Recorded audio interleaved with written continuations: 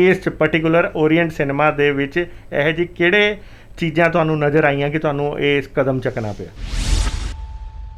ਜਿਹੜਾ improvement trust ਆ ਉਹਨੂੰ ਸੁਪਨਾ ਆ ਗਿਆ ਕਿ ਇਹ ਇਨਫੋਰਮੇਸ਼ਨ ਸਾਡੇ ਕੋਲੇ 6 ਮਹੀਨੇ ਬਾਅਦ ਲੱਗਣੀ ਆ। ਅੱਛਾ ਜੀ। ਉਹਨਾਂ ਨੇ ਇਹਦਾ ਜਵਾਬ 6 ਮਹੀਨੇ ਪਹਿਲਾਂ ਹੀ ਤਿਆਰ ਕਰ ਲਿਆ। ਜਾਂ ਤਾਂ information chairman improvement trust Raman ਬਾਲਾ ਸੁਬਰਾਮਨੀਅਮ ਜੀ ਆਪਣੇ ਹੱਥ ਨਾਲ ਦੇ ਦੇਣ ਜਾਂ ਫਿਰ ਅਸੀਂ ਕੋਰਟ ਦੇ ਥਰੂ ਲੈ ਲਈਏ। ਜਿਹੜੀ ਕਿ ਚੇਅਰਮੈਨ ਇੰਪਰੂਵਮੈਂਟ ਟਰਸਟ ਦੀ ਹੈ, ਤੁਸੀਂ ਉੱਥੇ ਬੈਠ ਕੇ ਆਪਣੀ ਮਰਜ਼ੀ ਨਾਲ ਕੋਈ ਵੀ ਫੈਸਲਾ ਨਹੀਂ ਕਰ ਸਕਦੇ। ਤੁਸੀਂ ਇੱਕ ਦਾਇਰੇ 'ਚ ਬੈਠੇ ਹੁੰਦੇ, ਤੁਸੀਂ ਕਹਿ ਲਓ ਵੀ 25 ਦਿਨ ਜਾਂ 26 ਦਿਨਾਂ ਦੇ ਅੰਦਰ ਅੰਦਰ ਜੇ ਉਹ ਆ ਇਨਫੋਰਮੇਸ਼ਨ ਨਹੀਂ ਦਿੰਦੇ ਤਾਂ ਉਸ ਤੋਂ ਬਾਅਦ PIO Ludhiana improvement trust first ਐਪੀਲੈਂਟ ਉਹਨਾਂ ਤੇ ਉਸ ਤੋਂ ਬਾਅਦ ਸਟ੍ਰਿਕਟ ਐਕਸ਼ਨ ਸ਼ੁਰੂ ਹੋਊਗਾ ਜਾਂ ਜੋ ਉਹਨਾਂ ਦੀਆਂ ਪ੍ਰੋਸੀਡਿੰਗਸ ਹੈਗੀਆਂ ਉਹਨਾਂ ਦੇ ਖਿਲਾਫ ਉਹ ਸ਼ੁਰੂ ਹੋਣਗੇ। ਪਰ ਤੁਸੀਂ ਇਹ ਮੰਨਦੇ ਹੈਗੇ ਹੋ ਨਾ ਕਿ ਅੱਜ ਵੀ ਕਿਤੇ ਨਾ ਕਿਤੇ RTI ਡਿਪਾਰਟਮੈਂਟ ਦੇ ਵੀ ਆਰਡਰ ਸਿਰਫ ਕਾਗਜ਼ਾਂ ਤੱਕ ਹੀ ਸੀਮਿਤ ਰਹਿ ਜਾਂਦੇ ਆ? ਇਸ ਜੋ ਉਹਨਾਂ ਨੇ ਐਕਸ਼ਨ ਲੈ ਲਿਆ ਉਹ ਕਿਤੇ ਅਪੀਲੇਬਲ ਨਹੀਂ ਹੈਗਾ ਜੀ। ਇਹ ਮੈਂ ਤੁਹਾਨੂੰ ਇੱਕ ਗੱਲ ਦੱਸਦਾ। ਤੁਹਾਨੂੰ ਇਹ ਜੇ ਕੀ ਇਹਦੇ 'ਚ ਪ੍ਰੋਸੈਸ ਨਜ਼ਰ ਆਏ ਐਕਟੀਵਿਟੀ 'ਚ ਕਿ ਤੁਹਾਨੂੰ ਇੱਦਾਂ ਦਾ ਕਦਮ ਚੱਕਣਾ ਪਿਆ? ਇਸ ਲਈ ਚੇਅਰਮੈਨ ਇੰਪਰੂਵਮੈਂਟ ਟਰਸਟ ਜੋ ਮਰਜ਼ੀ ਕਰੀ ਜਾਏ ਉਹਨੂੰ ਸਵਾਲ ਪੁੱਛਣ ਵਾਲਾ ਕੋਈ ਹੈ ਹੀ ਨਹੀਂਗਾ। 22 ਫਰਵਰੀ ਨੂੰ ਹੀ ਇੱਦਾਂ ਦਾ ਇੱਕ ਐਕਸ਼ਨ ਤੁਸੀਂ ਕਹਿ ਰਹੇ ਹੋ ਕਿ ਉਹ ਫੇਕ ਹੈ? ਉਹ ਫੇਕ ਆ। ਉਹ ਜੱਜ ਸਾਹਿਬ ਨੇ ਡਿਸਮਿਸ ਕਰਤਾ। ਓਕੇ। ਉਹਨਾਂ ਦਾ ਜਿਹੜਾ ਜਵਾਬ ਵੀ ਸੀਗਾ ਇੰਪਰੂਵਮੈਂਟ ਟਰਸਟ ਦਾ ਉਹ ਵੀ ਡਿਸਮਿਸ ਕਰਤਾ। ਇਹਦੇ ਵਿੱਚ ਪਰਸਨਲ ਲੈਵਲ ਤੇ ਕੌਣ ਇਨਵੋਲਵ ਲੱਗਦਾ ਤੁਹਾਨੂੰ? ਚੇਅਰਮੈਨ ਇੰਪਰੂਵਮੈਂਟ ਟਰਸਟ ਰਮਨ ਬਾਲਾ ਸੁਬਰਾਮਨੀਅਮ। ਕਈ ਵਾਰ ਵੀ ਤੁਸੀਂ ਉਹਨਾਂ ਦੇ ਅਗੇਂਸਟ ਹੀ ਮੋਰਚਾ ਖੋਲ੍ਹਿਆ ਸੀ, ਇਸ ਵਾਰ ਵੀ ਫਿਰ ਉਹਨਾਂ ਦੇ ਅਗੇਂਸਟ ਸੀ। ਕੀ ਉਹ ਸ਼ਹਿਰ 'ਚ ਹੋਰ ਕੋਈ ਅਫਸਰ ਨਜ਼ਰ ਹੀ ਨਹੀਂ ਆਉਂਦਾ ਤੁਹਾਨੂੰ? ਲਾਈਵ ਡਿਬੇਟ ਤੇ ਬਿਠਾ ਲਓ, ਮੈਂ ਓਪਨ ਚੈਲੰਜ ਕਰਦਾ ਜੀ। ਜੇ 5 ਮਿੰਟ ਵੀ ਬੈਠ ਗਿਆ ਤਾਂ ਜੋ ਕਹਿਣਾ ਸੋ ਦੇਣਾ। ਦੇਖੋ ਸਰ, ਮੈਂ ਜਿਨ੍ਹਾਂ ਤੇ ਐਲੀਗੇਸ਼ਨ ਲਾ ਰਿਹਾ ਉਹ ਕੋਈ ਨਿਆਣਾ ਤਾਂ ਹੈ ਨਹੀਂਗਾ। ਸਰਕਾਰ ਵੀ ਉਹਦੀ ਹੈ, ਪੁਲਿਸ ਵੀ ਉਹਦੀ ਹੈ, ਸਿਸਟਮ ਵੀ ਉਹਦਾ ਜੀ। ਤੇ ਚੇਅਰਮੈਨ ਦੀ ਥੋੜੀ ਹੁੰਦੀ ਹੈ। ਦੇਖੋ ਇਹ ਜਿੱਦਾਂ ਚੇਅਰਮੈਨ ਲੱਗਦੇ ਤੁਹਾਨੂੰ ਵੀ ਪਤਾ ਹੀ ਹੈ। ਹੁਣ ਮੈਂ ਇਹ ਵੀ ਦੱਸਾਂ जन हितैषी देख रहे दर्शकों का स्वागत है जन जन की बात जन हितैषी के साथ। दोस्तों मैं संदीप शर्मा एक बार फिर तुहाडे नाल रूबरू हो रहा है तो अज का जिहड़ा मामला है मुद्दा है वो है लुधियाना दे ओरीएंट सिनेमे का। जी हाँ, ओरीएंट सिनेमे नूं लैके बहुत सारिया चर्चावां बड़ी देर तो चल रही हैं। कदी कहा जाता है कि ये बिक गया है, कदी कहा जाता है कि ये टैक्स नूं माफ़ कर दिता गया है, कदी कहा जाता है ये बहुत सारा वड्डा फ्रॉड हो गया है। तो इस सारे मामले च ਜਿਹੜੀਆਂ ਅਟਕਲਾਂ ਇੰਨੀਆਂ ਕੁ ਜਿਹੜੀਆਂ ਹੈਗੀਆਂ ਗਰਮ ਹੈਗੀਆਂ ਕਿ ਇਹਦੇ ਪਿੱਛੇ ਬੜੇ ਬੜੇ ਰਾਜਨੀਤਿਗਿਆਂ ਦਾ ਬੜੇ ਬੜੇ ਬਿਜ਼ਨਸਮੈਨਾਂ ਦਾ ਨਾਮ ਆ ਰਿਹਾ ਕਿ ਇਹ ਹੁਣ ਪ੍ਰਾਪਰਟੀ ਉਹਨਾਂ ਦੇ ਹੱਥ 'ਚ ਆ ਚੁੱਕੀ ਹੈ। ਪਰ ਕਿਉਂਕਿ ਅਟਕਲਾਂ ਤਾਂ ਅਟਕਲਾਂ ਹੀ ਹੁੰਦੀਆਂ, ਇਸ ਸਾਰੇ ਮਾਮਲੇ ਦੀ ਵਿੱਚ ਅਸੀਂ ਅੱਜ ਪਹੁੰਚੇ ਹਾਂ ਐਡਵੋਕੇਟ ਹਰੀਕੇ ਜੀ ਕੋਲ ਤੇ ਇਹਨਾਂ ਨੇ ਇਹਦੇ ਤੇ RTI ਪਾਈ ਹੈ ਜਿਹਦੇ ਨੂੰ ਲੈ ਕੇ ਵੀ ਕਾਫੀ ਵਿਵਾਦ ਚੱਲ ਰਿਹਾ ਸੀ। ਸੋ ਇਹਨਾਂ ਨੂੰ ਜਾਣਦੇ ਹਾਂ ਕਿ ਅੱਜ ਕੀ ਮਾਮਲਾ ਹੈ। ਇਹਨਾਂ ਨੇ ਸਾਨੂੰ ਅੱਜ ਬੁਲਾਇਆ ਬਹੁਤ ਸਾਰੀ ਚੀਜ਼ਾਂ ਦੇ ਜਿਹੜੇ ਅਟਕਲਾਂ ਨੂੰ ਸਾਫ਼ ਕਰਨ ਲਈ ਤੇ ਗੱਲਬਾਤ ਕਰਦੇ ਹਾਂ। ਨਮਸਕਾਰ ਸਰ। ਗੁੱਡ ਮਾਰਨਿੰਗ ਜੀ। ਗੁੱਡ ਮਾਰਨਿੰਗ ਜੀ। ਹਰਜੋਤ ਜੀ ਇਹ ਦੱਸੋ ਕਿ ਅੱਜ ਦਾ ਕੀ ਮਾਮਲਾ ਹੈਗਾ?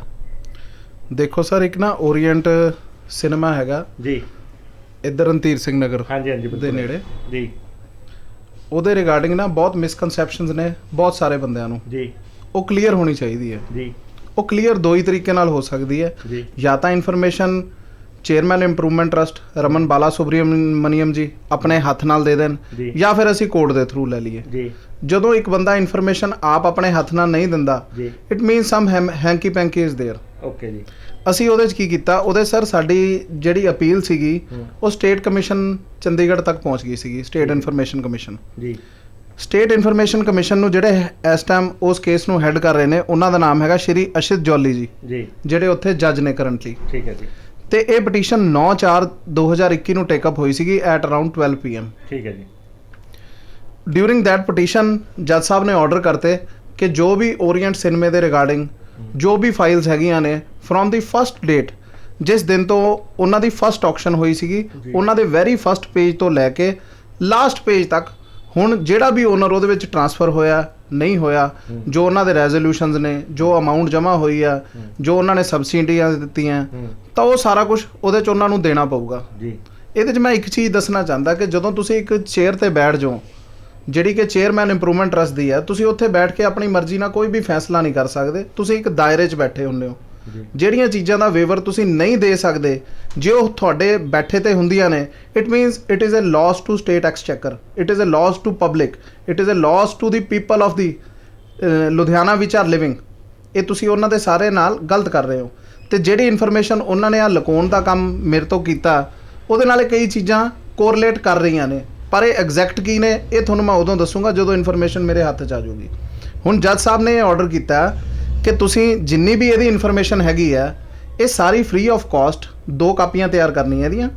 1 copy should be given to the ਜੱਜ ਸਾਹਿਬ Shri Ashit Jolly ji, state information commission Punjab Chandigarh, prior to 9/5/2021 means ਅੱਜ ਤੋਂ ਪੂਰੇ ਤੁਸੀਂ ਕਹਿ ਲਓ ਵੀ 25 ਦਿਨ ਜਾਂ 26 ਦਿਨਾਂ ਦੇ ਅੰਦਰ ਅੰਦਰ। ਜੇ ਉਹ ਆ ਇਨਫੋਰਮੇਸ਼ਨ ਨਹੀਂ ਦਿੰਦੇ ਤਾਂ ਉਸ ਤੋਂ ਬਾਅਦ PIO Ludhiana improvement trust, first ਐਪੀਲੈਂਟ, ਉਹਨਾਂ ਤੇ ਉਸ ਤੋਂ ਬਾਅਦ ਸਟ੍ਰਿਕਟ ਐਕਸ਼ਨ ਸ਼ੁਰੂ ਹੋਊਗਾ, ਜਾਂ ਜੋ ਉਹਨਾਂ ਦੀਆਂ ਪ੍ਰੋਸੀਡਿੰਗਸ ਹੈਗੀਆਂ ਉਹਨਾਂ ਦੇ ਖਿਲਾਫ ਉਹ ਸ਼ੁਰੂ ਹੋਣਗੀਆਂ। ਸਰ ਇਹਦੇ ਵਿੱਚ ਇੱਕ ਗੱਲ ਕਹਾਂ, ਪਹਿਲਾਂ ਤਾਂ ਬਹੁਤ ਬਹੁਤ ਮੁਬਾਰਕਾਂ ਤੁਹਾਨੂੰ ਆ ਇੱਕ ਜਿਹੜਾ ਤੁਸੀਂ ਮੁਹਿੰਮ ਛੇੜੀ ਹੈ, ਤੁਹਾਨੂੰ ਇਹਦੇ ਵਿੱਚ ਥੋੜ੍ਹੀ ਜਿਹੀ ਕਾਮਯਾਬੀ ਮਿਲੀ, ਪਰ ਕਿਤੇ ਨਾ ਕਿਤੇ ਤੁਹਾਨੂੰ ਨਹੀਂ ਲੱਗਦਾ ਇਹ ਕਾਮਯਾਬੀ ਕਾਗਜ਼ਾਂ ਤੱਕ ਹੀ ਸੀਮਿਤ ਰਹਿ ਜਾਂਦੀ ਹੈ? ਕਿਉਂਕਿ ਅਸੀਂ ਬੜੀ ਵਾਰੀ ਦੇਖਿਆ ਕਿ PIL ਲੱਗਦੀਆਂ, ਆਰਡਰ ਵੀ ਹੁੰਦੇ ਹੈ, ਪਰ ਜਿਹੜੇ ਡਾਕੂਮੈਂਟ ਨਹੀਂ ਡਿਪਾਰਟਮੈਂਟ ਤੋਂ ਮਿਲਦੇ। ਅਸੀਂ ਵੀ ਬਹੁਤ ਸਾਰੀਆਂ ਚੀਜ਼ਾਂ ਦੇਖੀਆਂ। ਮੈਂ ਜੇ ਗੱਲ ਕਰਾਂ ਤਾਂ ਜਨਹਿਤੈਸ਼ੀ ਟੀਮ ਨੇ ਵੀ ਇੱਕ PIL ਲਾਈ ਸੀ ਸਰਾਭਾ ਨਗਰ ਦੀ। ਖੈਰ ਤੁਸੀਂ ਐਡਵੋਕੇਟ ਹੋ, ਤੁਹਾਨੂੰ ਲੱਗਦਾ ਕਿ ਇਹ ਆਰਡਰ ਹੋਣ ਤੋਂ ਬਾਵਜੂਦ ਇਸ ਡਿਪਾਰਟਮੈਂਟ ਦਾ ਅੱਜ ਦੇ ਟਾਈਮ 'ਚ ਸਹੀ ਇਸਤੇਮਾਲ ਹੋ ਵੀ ਪਾ ਰਿਹਾ ਪ੍ਰੈਕਟੀਕਲ ਗਰਾਊਂਡ ਲੈਵਲ 'ਤੇ? ਵੀਰ ਬਿਜ਼ਨਸਮੈਨ ਬੰਦਾ ਲੜਾਈ ਨਹੀਂ ਲੜ ਸਕਦਾ ਜੀ। ਜਿਵੇਂ ਹੁਣ ਤੁਸੀਂ ਕੰਮ ਕਰਦੇ ਹੋ, ਤੁਸੀਂ ਸਵੇਰੇ ਉੱਠ ਕੇ ਜਾ ਕੇ ਆਪਣਾ ਇੱਕ ਕੰਮ ਕਰਨਾ ਜੀ, ਤੁਸੀਂ ਕਿੰਨੇ ਦਿਨ ਕੰਮ ਛੱਡ ਕੇ ਲੜ ਲਓਗੇ ਜੀ। ਤੇ ਜਿਹੜੇ ਸਾਡੇ ਵਰਗੇ ਬਰੀਡ ਦੇ ਬੰਦੇ ਹੁੰਦੇ ਆ ਜੀ, ਉਹ ਇਸੇ ਚੀਜ਼ ਲਈ ਬਣੇ ਹੁੰਦੇ ਆ ਜੀ, ਠੀਕ ਹੈ ਨਾ। ਉਹਨਾਂ ਨੇ ਇੱਕ ਵਾਰੀ ਜਿਹੜਾ ਕੰਮ ਸ਼ੁਰੂ ਕਰਨਾ ਉਹਨਾਂ ਨੇ ਐਂਡ ਤੱਕ ਲੈ ਕੇ ਜਾਣਾ ਜੀ। ਜੇ ਉਹਦੇ 'ਚ ਜਿਹੜਾ ਵੀ ਬੰਦਾ ਗਲਤ ਹੋਊਗਾ ਉਹ ਵੀ ਤੁਹਾਡੇ ਮਾਈਕ ਦੇ ਰਾਹੀਂ ਮੈਂ ਦੱਸ ਦੂੰਗਾ ਜੀ, ਤੇ ਹੋ ਸਕਦਾ 6 ਮਹੀਨੇ ਲੱਗ ਜਾਣ, ਸਾਲ ਲੱਗ ਜੇ, ਪਰ ਇੰਨੀ ਗੱਲ ਆ ਵੀ ਤੁਹਾਨੂੰ ਮੈਂ ਦੱਸ ਦੂੰਗਾ, ਨਾਲੇ ਸਾਰਿਆਂ ਨੂੰ ਦੱਸ ਦੂੰਗਾ। ਤੇ ਕਹਿਣ ਦਾ ਮਤਲਬ, ਪਰ ਤੁਸੀਂ ਇਹ ਮੰਨਦੇ ਹੈਗੇ ਹੋ ਨਾ ਕਿ ਅੱਜ ਵੀ ਕਿਤੇ ਨਾ ਕਿਤੇ RTI ਡਿਪਾਰਟਮੈਂਟ ਦੇ ਵੀ ਆਰਡਰ ਸਿਰਫ ਕਾਗਜ਼ਾਂ ਤੱਕ ਹੀ ਸੀਮਿਤ ਰਹਿ ਜਾਂਦੇ ਆ? ਇਸ ਕਮਿਸ਼ਨ ਦਾ ਜਿਹੜੇ ਜੱਜ ਹੈਗੇ ਆ ਜਾਂ ਜਿਹੜੇ ਵੀ ਸੀਨੀਅਰ ਅਧਿਕਾਰੀ ਹੈ, ਉਹਨਾਂ ਦੇ ਆਰਡਰਾਂ ਨੂੰ ਇਹ ਡਿਪਾਰਟਮੈਂਟ ਵਾਲੇ ਉਹਨੇ ਗੰਭੀਰਤਾ ਨਾਲ ਨਹੀਂ ਲੈਂਦੇ ਜਾਂ ਉਹਨੂੰ ਖੁਰਦ-ਫੁਰਦ ਕਰਕੇ ਇੱਧਰ ਉੱਧਰ ਕਰਨ 'ਚ ਬਿਲੀਵ ਰੱਖਦੇ? ਦੇਖੋ ਸਰ, ਜਿੰਨੇ ਵੀ ਡਿਪਾਰਟਮੈਂਟਸ ਹੁੰਦੇ ਆ ਨਾ, ਉਹ ਸਾਰੇ ਆਪਣੇ ਬੰਦਿਆਂ ਨੂੰ ਪ੍ਰੋਟੈਕਟ ਕਰਦੇ ਆ ਜੀ। ਜਦੋਂ ਇਹ ਫਾਈਟ ਤੁਹਾਡੀ ਉਹਨਾਂ ਦੇ ਡਿਪਾਰਟਮੈਂਟ ਤੋਂ ਉੱਪਰ ਨਿਕਲ ਕੇ ਸਟੇਟ ਇਨਫੋਰਮੇਸ਼ਨ ਕਮਿਸ਼ਨ ਤੱਕ ਜਾਂਦੀ ਆ, ਤਾਂ ਉਸ ਤੋਂ ਬਾਅਦ ਪ੍ਰੋਸੀਡਿੰਗਸ ਤੁਸੀਂ ਮੰਨ ਲਓ ਵੀ ਸ਼ੁਰੂ ਹੀ ਉਦੋਂ ਹੁੰਦੀਆਂ। ਅੱਜ ਮੈਂ ਤੁਹਾਨੂੰ ਦੱਸਦਾ, ਜੇ ਤੁਸੀਂ ਕੋਈ RTI ਐਪਲੀਕੇਸ਼ਨ ਲੈਣੀ ਆ, ਤੁਸੀਂ ਮਤ ਸੋਚੋ ਕਿ ਤੁਹਾਨੂੰ 1 ਮਹੀਨੇ 'ਚ ਮਿਲ ਜੂ, ਤੁਸੀਂ ਇਹ ਸੋਚ ਕੇ ਚੱਲੋ ਕਿ ਉਹ ਤੁਹਾਨੂੰ 6 ਮਹੀਨੇ 'ਚ ਮਿਲੂਗੀ ਜੀ। ਇਹ ਜਿਹੜੀ ਪ੍ਰੈਕਟੀਕਲ ਗੱਲ ਆ, ਮੈਂ ਤੁਹਾਨੂੰ ਉਹ ਦੱਸ ਰਿਹਾ। ਤੁਹਾਨੂੰ ਕਿੰਨੀ ਦੇਰ 'ਚ ਮਿਲੀ ਹੈ ਸਰ? ਦੇਖੋ ਵੀਰ, ਇਹਦੇ 'ਚ ਜਿਹੜੀ ਮੈਂ ਫਸਟ ਇਨਫੋਰਮੇਸ਼ਨ ਲਾਈ ਸੀਗੀ, ਇਹਨਾਂ ਤੋਂ ਸਟਾਰਟਿੰਗ ਕੀਤੀ ਸੀ, ਉਹ ਮੈਂ 13/8/2020 ਨੂੰ ਕੀਤੀ ਸੀਗੀ। ਅੱਛਾ ਜੀ। ਤੇ ਹੁਣ ਤੁਸੀਂ ਦੇਖ ਲਓ, ਹਾਂਜੀ ਜੀ, ਲਗਭਗ 1 ਸਾਲ ਹੋਣ ਵਾਲਾ। ਹਾਂ, 1 ਸਾਲ ਹੋਣ ਵਾਲਾ, ਕਿਉਂਕਿ ਇਹਦੇ 'ਚ ਡਿਊਰਿੰਗ ਕੋਵਿਡ ਜਿਹੜਾ ਸਟੇਟ ਇਨਫੋਰਮੇਸ਼ਨ ਕਮਿਸ਼ਨ ਆ, ਉਹਦੀਆਂ ਪ੍ਰੋਸੀਡਿੰਗਸ ਸਟਾਪ ਹੋ ਗਈਆਂ ਸੀਗੀਆਂ, ਨਹੀਂ ਤਾਂ ਉੱਥੇ ਇੰਨੀ ਲੰਬੀ ਡੇਟ ਨਹੀਂ ਪੈਂਦੀ ਹੈਗੀ, ਉੱਥੇ ਡੇਟ ਛੋਟੀ ਪੈਂਦੀ ਹੈ। ਸੋ ਹੁਣ ਅਗਲਾ ਪ੍ਰੋਸੀਜਰ ਕੀ ਰਹੇਗਾ? ਦੇਖੋ ਸਰ, 1 ਮਹੀਨੇ ਦੇ ਅੰਦਰ ਅੰਦਰ ਇਹਨਾਂ ਨੇ ਮੈਨੂੰ ਇਨਫੋਰਮੇਸ਼ਨ ਦੇਣੀ ਹੈ, means 9th date of 5th month of 21 year. ਜੇ ਨਹੀਂ ਦੇਣਗੇ ਫਿਰ ਇਹਨਾਂ ਨੂੰ ਇਨਫੋਰਮੇਸ਼ਨ ਵੀ ਦੇਣੀ ਪਏਗੀ, ਨਾਲੇ ਜੋ ਇਹਨਾਂ ਦੇ ਖਿਲਾਫ ਸਟ੍ਰਿਕਟ ਐਕਸ਼ਨ ਜੋ ਵੀ ਫੋਰਮ ਉੱਥੇ ਦਾ ਲਊਗਾ ਉਹ ਇਹਨਾਂ ਨੂੰ ਮੰਨਣਾ ਪਊਗਾ। ਤੇ ਇਹ ਜੋ ਉਹਨਾਂ ਨੇ ਐਕਸ਼ਨ ਲੈ ਲਿਆ ਉਹ ਕਿਤੇ ਅਪੀਲੇਬਲ ਨਹੀਂ ਹੈਗਾ ਜੀ। ਇਹ ਮੈਂ ਤੁਹਾਨੂੰ ਇੱਕ ਗੱਲ ਦੱਸਦਾ। ਜਦੋਂ ਇੱਕ ਹੋਰ ਚੀਜ਼ ਪੁੱਛਣਾ ਚਾਹਾਂਗੇ ਸਰ, ਤੁਸੀਂ ਇਸ ਪਾਰਟਿਕੂਲਰ ਜਿਹੜਾ ਹੈਗਾ ਸੀਗਾ ਸਿਨੇਮਾ, ਉਹਦੇ ਲਈ ਤੁਸੀਂ ਇਹ RTI ਲਾਈ, ਤੁਹਾਨੂੰ ਇਹ ਜੇ ਕੀ ਇਹਦੇ 'ਚ ਫਰੋਜ਼ਸ ਨਜ਼ਰ ਆਏ ਐਕਟੀਵਿਟੀ 'ਚ ਕਿ ਤੁਹਾਨੂੰ ਇੱਦਾਂ ਦਾ ਕਦਮ ਚੱਕਣਾ ਪਿਆ? ਦੇਖੋ ਵੀਰ, ਸ਼ਹਿਰ 'ਚ ਆਪੋਜੀਸ਼ਨ ਖਤਮ ਹੋ ਚੁੱਕੀ ਆ। ਅੱਛਾ ਜੀ।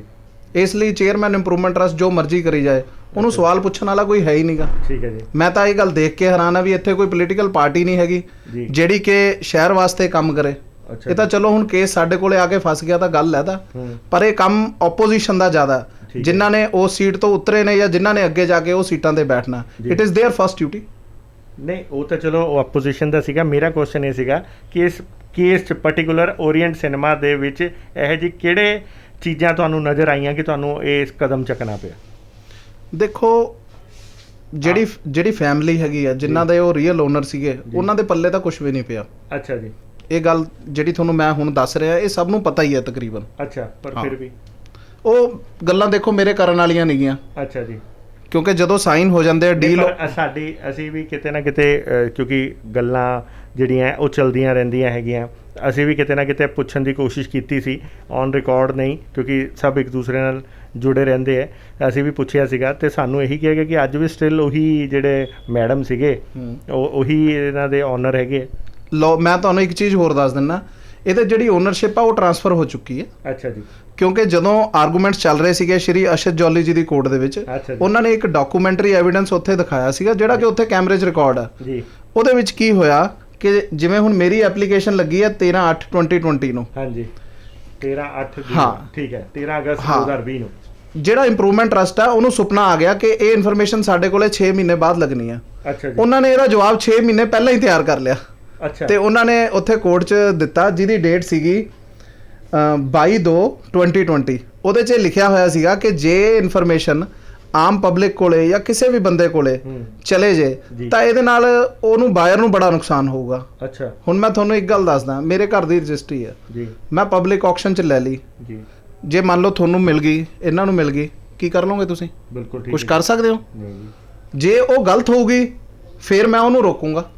ਬਿਲਕੁਲ ਠੀਕ ਹੈ ਜੀ। ਠੀਕ ਹੈ ਨਾ, ਇਹ ਉਹਨਾਂ ਨੇ ਫਸਟ ਅਟੈਂਪਟ ਉੱਥੇ ਕਰ ਲਈ ਹੈ। ਸੋ ਤੁਸੀਂ ਕਹਿ ਰਹੇ ਹੋ 22 ਫਰਵਰੀ ਨੂੰ ਹੀ ਇੱਦਾਂ ਦਾ ਇੱਕ ਐਕਸ਼ਨ ਤੁਸੀਂ ਕਹਿ ਰਹੇ ਹੋ ਕਿ ਉਹ ਫੇਕ ਹੈ?